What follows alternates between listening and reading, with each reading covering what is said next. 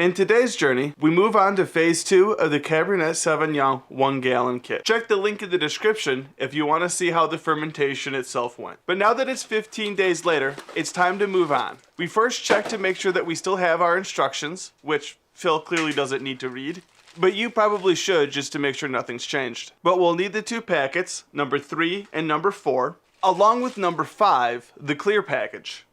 This kit does not come with an F pack, so we will be skipping that part in the instructions. But with everything prepped and ready to go, we can now move on to the first step, the transfer. This is to allow the clarification to happen without the excess lees being left on the bottom. That's the crud down there. And if we were going prison style, it'd be fine to continue on without doing this, but we're here to make good wine today. Not only can the yeast create off flavors, but doing this transfer in this fashion will allow some of the degassing to happen naturally. And also naturally, we will be using our time distortion to speed through this part. The key here though is to make sure that you're not splashing on the exit part of the hose and that you're not wiggling around the inlet, sucking up excess lees from the bottom. You will notice that Phil's style of racking requires him to put the auto siphon directly down into the lees gently and then holding it rock steady in the corner. It's a bit different than how he's heard a lot of other people tell him to do his racking, but we find that it moves a bit less lees this way, as no matter what, you're gonna have to hit rock bottom at some point. And we find that you suck up more true by moving the cane around on shore more so than being in close proximity to the lees itself. Therefore, minimizing movement is a better way to get a clearer wine in our opinion. Remember, when it has the cap on, it sucks from the sides, not the bottom.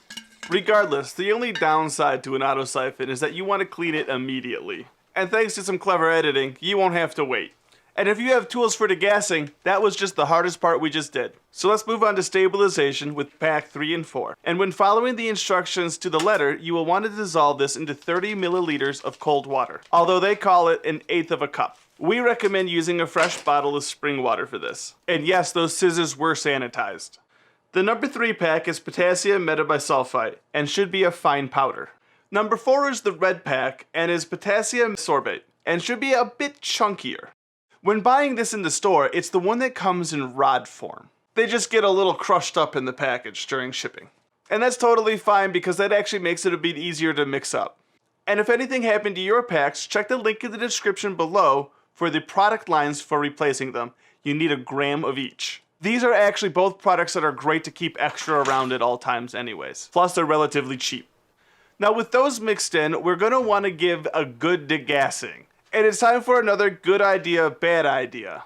You should use more of a hand tool or something specifically designed for degassing, such as a vacuum pump. Phil on the other hand is going to use an immersion stick, which should work fine, but could incorporate some of its own oxygen at the same time.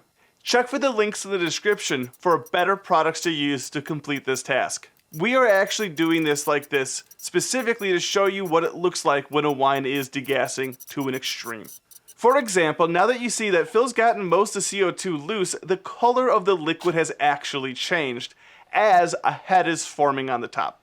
Had he been doing this in a smaller vessel, that would have just blown over the top and made a mess.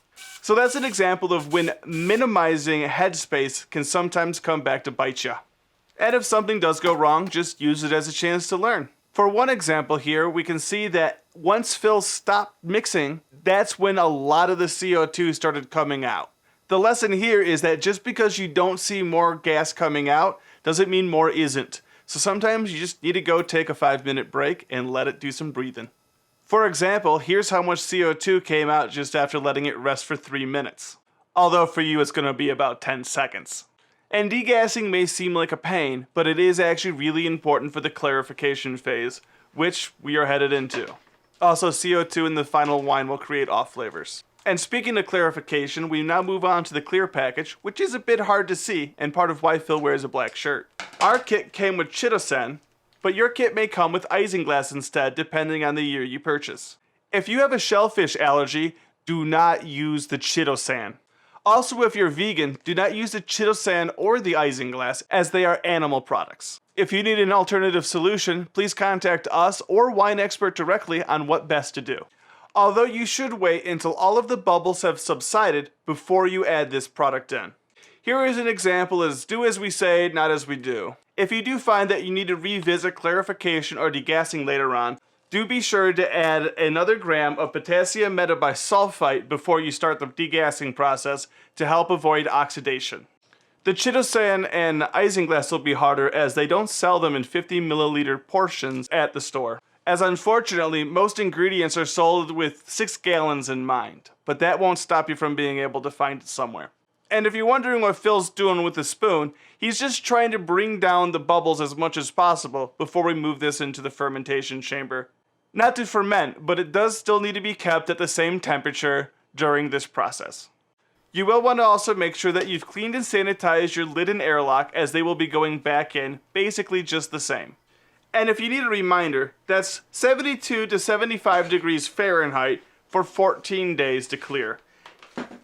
And of course, you're making sure to do your hydrometer readings as your instructions say, correct? Although the instructions also do say to use a solid bung at this point, we personally like to use an airlock so that we can see if any, even small amounts of pressure have started to build up. Signs that fermentation may have started again. We will be back to bottle this in a couple of weeks, but if you need to move on to bottling yourself for another wine, check out this link right here. Or check out some of our other videos. And don't forget to like, comment, and subscribe, as it does help us out a lot. No, really, that's how YouTube works, and if you want to see us get better, we need those things to happen.